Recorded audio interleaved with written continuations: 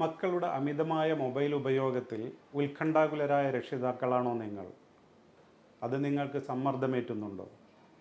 എങ്കിൽ ഈ വീഡിയോ അതിനുള്ളതാണ്, ആ വിഷയം ചർച്ച ചെയ്യുന്നതാണ്. എൻ്റെ പേര് മുഷ്താഖ് അലി, ഞാൻ സൈക്കോളജിസ്റ്റ് ആൻഡ് ഫാമിലി കൗൺസിലറാണ്.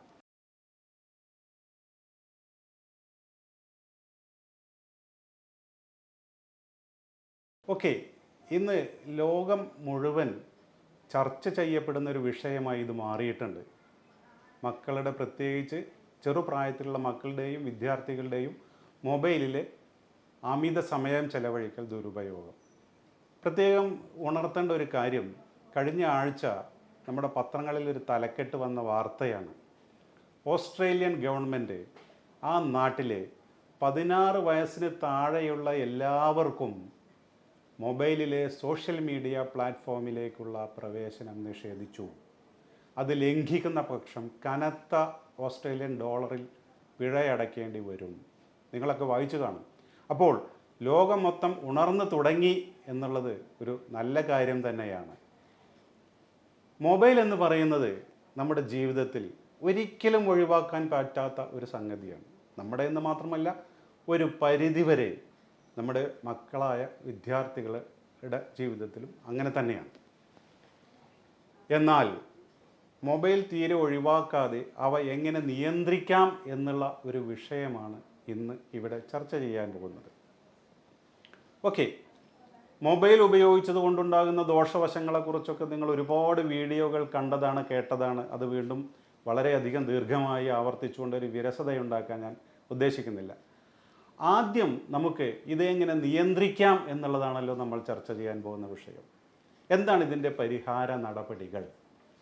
3 തലത്തിലാണ് ഇതിനെ നമുക്ക് പരിഹാര നിയന്ത്രണങ്ങൾ വേണ്ടത്. 1 കുടുംബ തലത്തിൽ, 2 സ്കൂൾ തലത്തിൽ, 3 സർക്കാർ തലത്തിൽ. കുടുംബ തലത്തിലുള്ള പരിഹാരം എവിടെ തുടങ്ങുന്നു എന്ന് വെച്ചാൽ അത് രക്ഷിതാക്കളിൽ തുടങ്ങുന്നു. രക്ഷിതാക്കളായ നമ്മൾ ദീർഘനേരം മൊബൈലിൽ സമയം ചെലവഴിക്കുന്നവരാണെങ്കിൽ, നമ്മൾ മൊബൈലിന് അഡിക്റ്റുകളാണെങ്കിൽ, പിന്നെ എങ്ങനെയാണ് നമ്മുടെ മക്കളോട് നമുക്കത് ഉപദേശിക്കാൻ കഴിയുക? ഇംഗ്ലീഷിലൊരു ചൊല്ലുണ്ട്, don't worry that children are not listening to you, worry that they are watching you. നിങ്ങളുടെ വാക്കുകൾ കുട്ടികൾ ശ്രദ്ധിക്കുന്നില്ല എന്നതിലല്ല നിങ്ങൾ ഉത്കണ്ഠപ്പെടേണ്ടത്, പകരം അവർ നിങ്ങളെ ശ്രദ്ധിക്കുന്നു എന്നുള്ളതിലാണ്. അതിനർത്ഥം നമ്മുടെ കയ്യിലുള്ള എല്ലാ പ്രവർത്തനങ്ങളും സാഗൂതം വീക്ഷിക്കുകയും അത് അതേപോലെ പകർത്താൻ കുട്ടികൾക്ക് പ്രത്യേകം ഒരു കഴിവുണ്ട് എന്നുള്ളതും നമ്മൾ ആദ്യമേ തന്നെ ഓർക്കേണ്ടതാണ്. നോക്കൂ, ഇന്നത്തെ കാലത്ത് പാരൻറ്റിങ് എന്ന് പറഞ്ഞാൽ, ഒരു പാരൻ്റ് ആകുക എന്ന് പറഞ്ഞാൽ നമ്മൾ ജീവിതത്തിൽ ഒരുപാട് കാര്യങ്ങൾ മനസ്സിലാക്കേണ്ടതും മുൻകരുതലെടുക്കേണ്ടതുമാണ് എന്ന കാര്യം ആദ്യമേ തന്നെ ഓർമ്മിപ്പിക്കുന്നു. അപ്പോൾ ഒരു രക്ഷിതാക്കൾ എന്നുള്ള നിലയ്ക്ക് നമ്മൾ റോൾ മോഡലാകുക. നമ്മുടെ കയ്യിൽ മൊബൈൽ ഇരുന്നു കൊണ്ട് നമ്മുടെ കൊച്ചുങ്ങളോട് മൊബൈലോടെ വെക്കേ, നീ മൊബൈൽ നോക്കരുത് എന്ന് പറഞ്ഞാൽ നടക്കാൻ പോകാത്ത കാര്യമാണ്. അപ്പോൾ അതുകൊണ്ട് നമുക്ക് ഈ അടിമത്തമുള്ളത് ആദ്യം ഉപേക്ഷിക്കുക. പിന്നീട് ചെയ്യാൻ കഴിയുന്ന കാര്യങ്ങൾ എന്തൊക്കെയാണ്? 1, no mobile zone, no mobile area വീട്ടിനകത്ത് പ്രഖ്യാപിക്കുക. ഡൈനിങ് ഹാളിൽ മൊബൈൽ ഉപയോഗിക്കരുത്, ഭക്ഷണം കഴിക്കുമ്പോൾ മൊബൈൽ ഉപയോഗിക്കരുത്, ബെഡ്റൂമുകളിലേക്ക് മൊബൈൽ കൊണ്ടുപോകരുത്. ഒരിക്കലും ബെഡ്റൂമിൽ മൊബൈൽ ഉപയോഗിക്കാൻ പാടില്ല. പിന്നെ എവിടെ ഉപയോഗിക്കാം? ലിവിങ് റൂമിൽ ഉപയോഗിച്ചോളൂ, ഡ്രോയിങ് റൂമിൽ ഉപയോഗിച്ചോളൂ, സിറ്റ് ഔട്ടിൽ ഉപയോഗിച്ചോളൂ. അങ്ങനെ നോ മൊബൈൽ ഏരിയകൾ പ്രഖ്യാപിക്കുക വഴി, ഇത് പ്രഖ്യാപിച്ചാൽ പോരാ, നമ്മളും കൂടി അത് പ്രാവർത്തികമാക്കണം. പ്രഖ്യാപിക്കുക വഴി കുറച്ച് നിയന്ത്രണങ്ങൾ വന്നു. അതേപോലെ തന്നെ നോ മൊബൈൽ ടൈം പ്രഖ്യാപിക്കുക. പ്രത്യേകം ശ്രദ്ധിക്കുക, വൈകിട്ട് നമ്മുടെ മക്കളൊക്കെ സ്കൂൾ വിട്ട് വന്ന് പഠനത്തിന് ഇരിക്കുന്ന സമയത്ത് വീട്ടിൽ ആരും മൊബൈൽ ഉപയോഗിക്കരുത്. അത് കർശനമായി നടപ്പാക്കുക. രാത്രി എന്ന് പറയുന്നത് നോ മൊബൈൽ ടൈമാണ്. പ്രത്യേകിച്ച് ഉറങ്ങാൻ പോകുന്നതിന് 1-1.5 മണിക്കൂർ മുമ്പ് മൊബൈൽ നോക്കിയാൽ നമ്മുടെ ഉറക്കത്തിൻ്റെ ഹോർമോണായ മെലാറ്റോണിൻ എന്ന ഹോർമോണിൻ്റെ ഉൽപ്പാദനത്തെ അത് ബാധിക്കുകയും തന്മൂലം നമ്മുടെ ഉറക്കത്തെ ബാധിക്കുകയും ചെയ്യും. ഉറക്കം തടസ്സപ്പെട്ടാലോ, നല്ല ഒരു ഉറക്കം കിട്ടിയില്ലെങ്കിലോ പിറ്റേന്ന് ക്ലാസ്സിൽ ഈ വിദ്യാർത്ഥിക്ക് ക്ലാസ്സുകൾ ശ്രദ്ധിക്കാൻ കഴിയില്ല, അദ്ദേഹത്തിന് ക്ഷീണമുണ്ടാകും. അപ്പോൾ നോ മൊബൈൽ സോണായി, നോ മൊബൈൽ ടൈമായി. ഇനി നിങ്ങൾക്ക് നിങ്ങളുടെ വീടുകളിൽ രണ്ടോ മൂന്നോ കുട്ടികളുണ്ടെന്ന് വിചാരിക്കുക. ഈ കുട്ടികളൊക്കെ വല്ലാതെ മൊബൈൽ കയ്യിലെടുക്കുന്നവരാണെങ്കിൽ മാസത്തിൽ 1 ദിവസമോ മാസത്തിൽ 2 ദിവസമോ നോ മൊബൈൽ ഡേ ആയി നിങ്ങൾക്ക് പ്രഖ്യാപിക്കാവുന്നതാണ്. അങ്ങനെ പ്രഖ്യാപിച്ചാൽ മാത്രം പോരാ, ആ ദിവസങ്ങളിൽ വളരെ അത്യാവശ്യമായ മൊബൈൽ കോളുകൾ ഒഴികെ മറ്റൊന്നിനും നിങ്ങൾ മൊബൈൽ കയ്യിലെടുക്കാൻ പാടില്ല. ഇങ്ങനെയൊക്കെ നിയന്ത്രണങ്ങൾ കൊണ്ടുവരിക വഴി ചെറുപ്പത്തിൽ തന്നെ കുട്ടികൾക്ക് മനസ്സിലാകും ഇത് എന്തൊക്കെയോ ശ്രദ്ധിക്കേണ്ട, ഏതൊക്കെയോ തരത്തിൽ അപകടം പിടിച്ച ഒരു സാധനമാണെന്നുള്ള ഒരു അവബോധം അവരിൽ ഉണ്ടാവും. ഇനി മറ്റൊരു കാര്യം ശ്രദ്ധിക്കാനുള്ളത്, ഞാൻ നേരത്തെ ഓസ്ട്രേലിയൻ ഗവൺമെൻറ്റിൻ്റെ കാര്യം പറഞ്ഞു. ഓസ്ട്രേലിയൻ ഗവൺമെൻറ് 16 വയസ്സിന് താഴെയുള്ളവർക്ക് മൊബൈലിൽ സോഷ്യൽ മീഡിയയെ നിരോധിച്ചിട്ടുള്ളൂ. അതുപോലെ ഫേസ്ബുക്ക്, വാട്സപ്പ്, ഇൻസ്റ്റഗ്രാം, എക്സ് പോലെയുള്ള സോഷ്യൽ മീഡിയ പ്ലാറ്റ്ഫോമേ നിരോധിച്ചിട്ടുള്ളൂ. മൊബൈൽ നിരോധിച്ചിട്ടില്ല. കാരണം മൊബൈൽ നിരോധിക്കാൻ കഴിയില്ല. നമ്മുടെ വിദ്യാർത്ഥികളുടെ പല പാഠ്യ പദ്ധതികളും ഇന്ന് നടക്കുന്നത് മൊബൈലിലൂടെയാണ്. അപ്പോൾ അതുകൊണ്ട് മൊബൈൽ നൽകുന്നുവെങ്കിൽ അതിൽ വളരെ ഉപകാരപ്രദമായ എഡ്യൂക്കേഷൻ പോർട്ടലുകളുണ്ട്. അത് ഒന്ന് ഖാൻ അക്കാഡമി, അതേപോലെ തന്നെ ബൈജൂസ്, അതേപോലെ തന്നെ ഡുവോലിംഗോ DUOLINGO എന്ന് പറയുന്ന വളരെ ഉപകാരപ്രദമായ ഒരു പോർട്ടലുണ്ട്. അത് ഭാഷ പഠിക്കാം, ഏത് വിദേശ ഭാഷയും പഠിക്കാം. ജർമ്മൻ, ഇറ്റാലിയൻ, ഫ്രഞ്ച്, ഇതുപോലുള്ള ഏത് ഭാഷയും, റഷ്യൻ, ചൈനീസ് ഒക്കെ പഠിക്കാം. ഇതുപോലെയുള്ള എഡ്യൂക്കേഷൻ പോർട്ടലുകൾ പരിചയപ്പെടുത്തി കൊടുത്ത് അതിൽ നടക്കുന്ന പരീക്ഷകൾ, അതിൽ നടക്കുന്ന ചോദ്യാവലികൾ, അതിൽ വരുന്ന ബാക്കിയുള്ള ടെസ്റ്റുകൾ, അതിൽ ലഭിക്കുന്ന മാർക്കുകൾ, ഈ മേഖലയിലേക്ക് കുട്ടികളുടെ ശ്രദ്ധ കൊണ്ടുവരിക. അതിനനുസരിച്ച് അതിൽ നേട്ടങ്ങൾ കൊയ്യുമ്പോൾ അവർക്ക് നല്ല പാരിതോഷികങ്ങൾ നൽകുക. പിന്നീട് അവർ ആ പാരിതോഷികങ്ങൾക്ക് വേണ്ടി മത്സരിക്കും. അപ്പോൾ മൊബൈൽ എന്ന് പറയുന്നത് സമയം കൊല്ലിയല്ല, മൊബൈൽ എന്ന് പറയുന്നത് ഒരു ഉപകാരപ്രദമായ വസ്തുവാണ് എന്നുള്ള അവബോധം ചെറുപ്പത്തിലെ കുട്ടികളിൽ ഉണ്ടാക്കേണ്ടതാണ്. പിന്നീട് ഇപ്പം നമ്മൾ ഒരു കാര്യം വേണ്ട എന്ന് പറയുമ്പോൾ പിന്നെ എന്ത് വേണം എന്നുകൂടി പറഞ്ഞു കൊടുക്കണം. വേണ്ട വേണ്ട എന്ന് മാത്രം പറയുന്നിടത്ത് പിന്നെ എന്ത് വേണം എന്നുള്ളതിന് ഒരു ഉത്തരം കിട്ടാതെ പോകുന്നു. നമ്മുടെ കുട്ടികൾ ഇന്ന് വീടിൻ്റെ അകത്തളങ്ങളിൽ ചുരുണ്ട് കൂടാൻ നിർബന്ധിതരായിരിക്കുകയാണ്. കാരണം വളരെ പെട്ടെന്ന് വ്യാപിക്കുന്ന നഗരവൽക്കരണം കളിസ്ഥലങ്ങളില്ലാതാക്കുന്നു.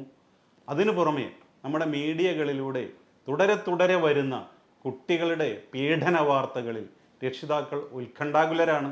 അതുകൊണ്ട് ഇവർ പുറത്ത് പോയില്ലെങ്കിലും വേണ്ടിയില്ല, ഇവർ വീട്ടിനകത്ത് തന്നെ ഇരിക്കട്ടെ എന്ന് രക്ഷിതാക്കൾ തീരുമാനിക്കുന്നു.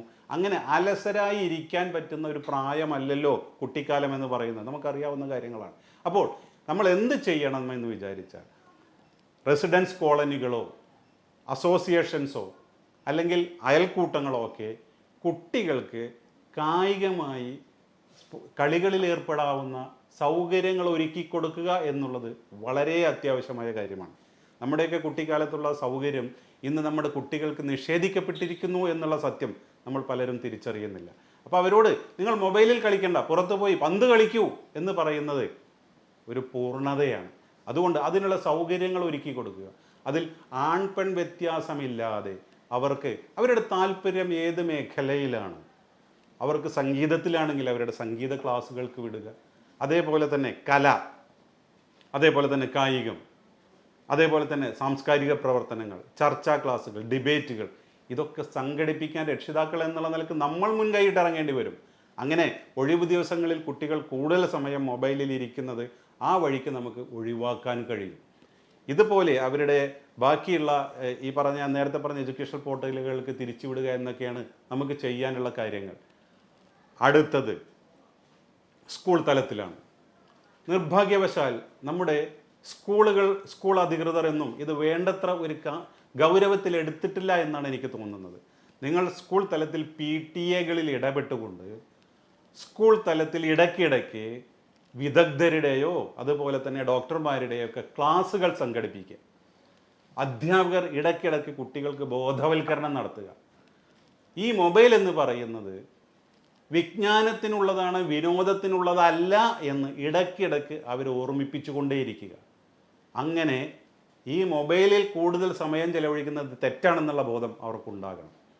ഇനി സ്കൂളുകളിലും സ്കൂളുകളുടെ പരിസരങ്ങളിലും സ്കൂളിൻ്റെ മതിലുകളിലുമൊക്കെ നമുക്ക് ബോധവൽക്കരണ മുദ്രാവാക്യങ്ങൾ എഴുതി വയ്ക്കാവുന്നതാണ്. നേരത്തെ പറഞ്ഞ പോലെ മൊബൈൽ വിജ്ഞാനത്തിനുള്ളത്, വിനോദത്തിനുള്ളതല്ല. മൊബൈൽ അമിതമായാൽ അതും ഒരു ലഹരി. അതേപോലെ തന്നെ മൊബൈലിൽ നല്ലതും ചീത്തയും തിരിച്ചറിയുന്നവൻ ബുദ്ധിമാൻ. ഇത്തരത്തിലുള്ള മുദ്രാവാക്യങ്ങളൊക്കെ ക്ലാസ്സുകളിലും വരാന്തകളിലും ചുമരുകളിലും ഒക്കെ എഴുതി വെക്കുകയാണെങ്കിൽ കുട്ടികൾക്ക് ചെറുപ്പം മുതലേ ഒരു അവബോധമുണ്ടാവും. ഇത് ശ്രദ്ധിച്ച് കൈകാര്യം ചെയ്യേണ്ട ഒരു വസ്തുതയാണ്. മൂന്നാമത്തെ കാര്യം, ഇത് ഗവൺമെൻറ് തലത്തിൽ ചെയ്യേണ്ടതാണ്, അധികൃതരുടെ തലത്തിൽ ചെയ്യേണ്ടതാണ്. അച്ചടി, ദൃശ്യ, ശ്രാവ്യ മാധ്യമങ്ങളിലൂടെ നമ്മുടെ സെലിബ്രിറ്റികളെ ഉൾപ്പെടുത്തിക്കൊണ്ട് ഇതുപോലെയുള്ള പരസ്യം നൽകണം. ഇതിനെതിരെ മറ്റ് ലഹരികൾക്ക് എതിരെ ക്യാമ്പയിൻ നടത്തുന്ന പോലെ തന്നെ ഇതിനെതിരെയും ക്യാമ്പയിൻ നടത്തി ഇതിൻ്റെ അമിതമായ ഉപയോഗം ദോഷകരമാണെന്നുള്ള അവബോധം വളർത്തി അങ്ങനെ നമ്മുടെ ഈ തലമുറയെ ഇതിൽ നിന്ന് രക്ഷിച്ചെടുക്കാൻ പറ്റും. ഇനി ഇതുണ്ടാക്കുന്ന ദോഷവശങ്ങൾ രണ്ട് തലത്തിലാണ്. ഒന്ന് മാനസിക തലം, മറ്റൊന്ന് ശാരീരിക തലം. മാനസിക തലത്തിൽ എന്താണ് സംഭവിക്കുന്നത് നോക്കാം. ദീർഘനേരം ഒറ്റപ്പെട്ട് ഇതിന് മുൻപിൽ സമയം ചെലവഴിക്കുന്ന ഒരു കുട്ടിക്ക് മറ്റുള്ളവരുമായി ഇടപഴകാൻ ഇൻ്റർപേഴ്സണൽ ഇൻ്ററാക്ഷനുള്ള കഴിവ് നഷ്ടപ്പെടുകയാണ്. കാരണം അവൻ സദാസമയം ഇതിനകത്താണ്. അതേപോലെ തന്നെ ഭാഷാ വികസനം തടസ്സപ്പെടുന്നു എന്ന് വിദഗ്ധർ കണ്ടെത്തിയിട്ടുണ്ട്. കാരണം കുട്ടി സംസാരിക്കുന്നില്ലല്ലോ, കുട്ടി മൊബൈലിനോട് സംസാരിക്കുന്നില്ല. ഈ പ്രായത്തിൽ മറ്റുള്ളവരുമായി സമപ്രായക്കാരുമായി ഇടപഴകി സംസാരിച്ചിട്ടാണ് സംസാരശേഷി ഈ ശൈലി വികസിച്ചു വരുന്നത്. അതിനുള്ള അവസരം നഷ്ടപ്പെടുന്നു.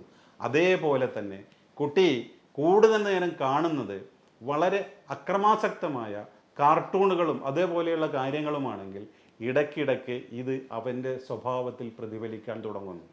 അതേപോലെ തന്നെയാണ് കുട്ടി കരയുമ്പോൾ, കുട്ടി വാശി പിടിക്കുമ്പോൾ നിങ്ങൾ ആ വാശി അവനെ ശാന്തനാക്കാൻ വേണ്ടി മൊബൈൽ നൽകുകയാണെങ്കിൽ എന്താണ് ചെയ്യുന്നത്? അയാളുടെ ഇമോഷണൽ ഔട്ട്ബേസ്റ്റിൽ നിന്നും കരകയറി സ്വയം നിയന്ത്രിതനാകാനുള്ള അയാളുടെ കഴിവിനെയാണ് നിങ്ങൾ ഇല്ലാതാക്കുന്നത്. ഒരു കാരണവശാലും അങ്ങനെ ചെയ്യരുത്. അപ്പോൾ മാനസികമായി ആങ്സൈറ്റി ഡിസോർഡറുകൾ ഉണ്ടാകുന്നു, മൂഡ് സ്വിങ്സ് ഉണ്ടാകുന്നു. അതേപോലെ തന്നെ അയാൾക്ക് അറ്റൻഷൻ സ്പാൻ കുറയുന്നു, ഒരു കാര്യത്തിൽ കൂടുതൽ ദീർഘനേരം ശ്രദ്ധിച്ചിരിക്കാനുള്ള കഴിവുകൾ കുറയുന്നു എന്നെല്ലാം പഠനങ്ങൾ തെളിയിച്ചതാണ്. അതുകൊണ്ട് മൊബൈൽ എന്ന് പറയുന്നതിന് ഇങ്ങനെ കുട്ടികളുടെ മാനസിക വശത്തെ തളർത്താനുള്ള ശേഷിയുണ്ടെന്ന് കൂടി തിരിച്ചറിയുക. അടുത്തത് ശാരീരികമായ വസ്തുതകളാണ്. കൂടുതൽ നേരം ശാരീരികമായി ഉണ്ടാകുന്ന ദോഷങ്ങളാണ്. കൂടുതൽ നേരം ഇതിലേക്ക് നോക്കി ഇരിക്കുക വഴി ഈ കുട്ടികൾക്ക് ഐ സ്ട്രെയിൻ ഉണ്ടാകുന്നു, കണ്ണിന് വിഷമതകൾ ഉണ്ടാകുന്നു. കുറേ കാലം കഴിയുമ്പോൾ അവരുടെ കാഴ്ചക്ക് മങ്ങലുണ്ടാകുന്നു. ഇമ വെട്ടാതെ ഇമ ചിമ്മാതെ ദീർഘനേരം ഇരിക്കുക വഴി ഡ്രൈ ഐ ഉണ്ടാകുന്നു, കണ്ണുകൾക്ക് ഇറിറ്റേഷൻ ഉണ്ടാകുന്നു. ഇതേപോലെ തന്നെ ഞാൻ നേരത്തെ പറഞ്ഞ പോലെ രാത്രികാലങ്ങളിൽ ഇത് നോക്കുക വഴി മെലാറ്റോണിൻ്റെ ഉൽപ്പാദനം കുറയുക വഴി ഉറക്കം നഷ്ടപ്പെടുന്നു, പിറ്റേന്നത്തെ ക്ലാസ്സിൽ ശ്രദ്ധ നഷ്ടപ്പെടുന്നു. ഇനി ENT ഡോക്ടർമാരുടെ ഒരു കോൺഫറൻസിൽ അവതരിപ്പിച്ചൊരു പ്രമേയം എന്ന് പറയുന്നത് നോയ്സ് ഇൻഡ്യൂസ്ഡ് ഹിയറിംഗ് ലോസ്, അമിത ശബ്ദം കാരണം ഉണ്ടാകുന്ന കേൾവിക്കുറവ്, കേൾവി നഷ്ടം. അതിലൊരു വിഷയം ഇയർഫോൺ ദീർഘനേരം ഉപയോഗിച്ചതുകൊണ്ട് കേൾവി തകരാറുണ്ടാകുന്നു എന്നുള്ളൊരു വസ്തുതയാണ്. അതുകൊണ്ട് നിങ്ങൾ ഇതേപോലെ ഞാൻ നേരത്തെ പറഞ്ഞ പോലെ ഉപകാരപ്രദമായ കാര്യങ്ങളാണ് കുട്ടികൾ മൊബൈലിൽ നോക്കുന്നതെങ്കിൽ പോലും അവർക്ക് ഇയർഫോൺ നൽകരുത്. രണ്ട് കാര്യങ്ങളാണ്. ഇയർഫോൺ നൽകുമ്പോൾ അവരെന്തിലൂടെ കടന്നു പോകുന്നു എന്ന് നമുക്ക് തിരിച്ചറിയാൻ കഴിയാതെ പോകും. രണ്ട്, ദീർഘനേരത്തെ ഇയർഫോണിൻ്റെ ഉപയോഗം കാരണം അവർക്ക് കേൾവി ശക്തി കുറയുന്നു. അടുത്തതായിട്ട് സംഭവിക്കാൻ പോകുന്നത് ഈ നെക്കിന് വേദനയുണ്ടാകുന്നു. കാരണം ഒരേ മൂവ്മെൻറ്റിലുള്ള നോട്ടമാണ്, ഒരേ മൂവ്മെൻറ്റിലുള്ള ഇരുത്തം കാരണം ബോഡി ബാക്ക് പെയിൻ ഉണ്ടാകുന്നു.